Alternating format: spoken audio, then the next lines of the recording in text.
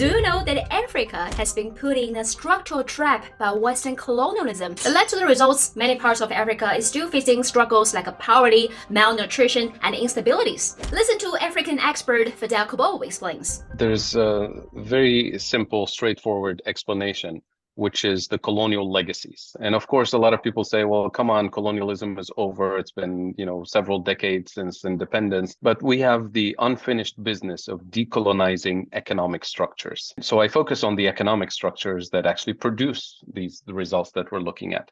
So when it comes to the colonial role that was imposed on the African continent, it can be summarized in three basic points. Number one, we're supposed to be the place for cheap raw materials for the industrialized world.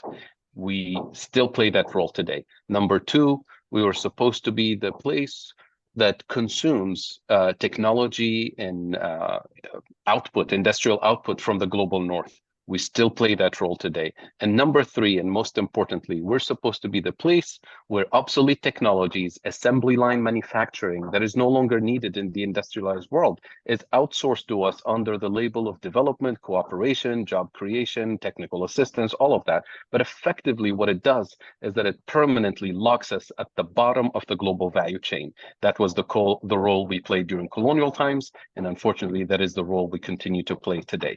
So colonialism, of course, was not a system for development. It was not designed to achieve sustainable development goals or a just transition or justice or anything. Colonialism was a system of extraction, of abuse. We should not be surprised that the same colonial structures, economic colonial structures that persist today are producing these bad results of malnutrition, of poverty, of socioeconomic exclusion.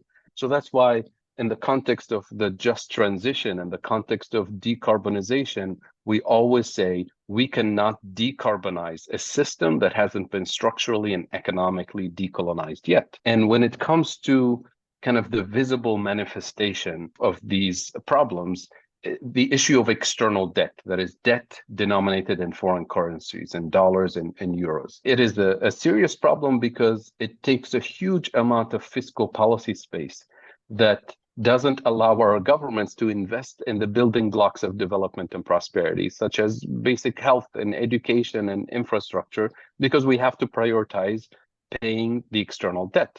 But external debt is actually a symptom of deeper structural issues that have colonial roots. Number one, food deficits. Number two, energy deficits. And number three, manufacturing deficits. And I can explain each very briefly so we can understand why these are fundamental. When I say food deficits, according to UNCTAD, the UN Conference on Trade and Development, Africa today imports 85% of its food. 85%. When less than 100 years ago, during colonial times, we used to be the breadbasket for colonial powers. And what happened is that there's a redesign of the system as soon as we gained independence. In 1955, for example, in Europe, at the Treaty of Rome meeting, the Europeans said we have a food security problem for Europe because they were so dependent on Africa.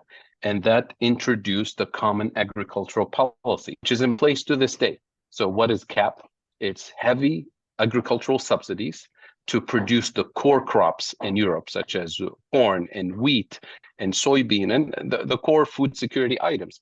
And of course, it wasn't just Europe that did that. It was the United States, Canada, Australia, the former Soviet Union, which is why Russia and Ukraine today dominate the grain industry. And what it did is that it forced African farmers out of business because they couldn't compete with the subsidized wheat and corn coming from the global north.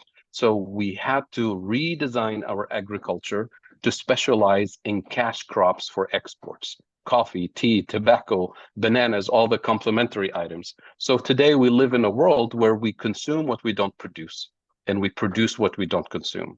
And that's why we have real food insecurity on the African continent and the rest of the global south, obviously. So that's the food deficiency. Number two, energy deficiency. When I say energy deficits in Africa, I include our biggest oil exporter on the continent. Nigeria today imports 100% of its gasoline, not by accident, by design. Angola, our second largest oil exporter, imports 80% of its fuel from international markets. So we're constantly denied the technology for processing, the technology for drilling, the technology for refining So we export crude oil, we import refined petrochemicals. You export the cheap stuff, you import the more expensive stuff. So you're always in a deficit situation. And finally, the manufacturing deficits, the fact that the only type of manufacturing base that we were allowed to have is the kind where we have to import the machines, we have to import the fuel to power the factories, we have to import the intermediate components to be assembled with low-cost labor, and we even import the packaging. So we end up with the value-added content of what we export is low value added, what we import is high value added. So you can double, triple, quadruple your exports, you're always locked at the bottom of the value chain.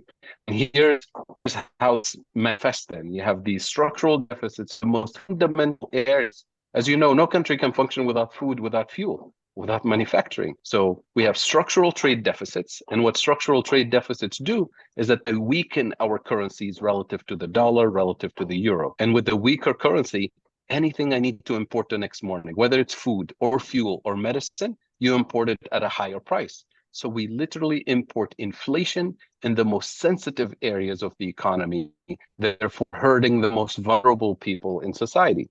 And that immediately forces our governments into a defensive position to protect the most vulnerable. So what do? We subsidize food, we subsidize fuel, which makes sense to protect the most vulnerable, but you can't do that for 8 decades. And we ask our central banks to stabilize the exchange rate, to fight inflation. And the way they do it is by using a band-aid solution, which is borrowing more dollars.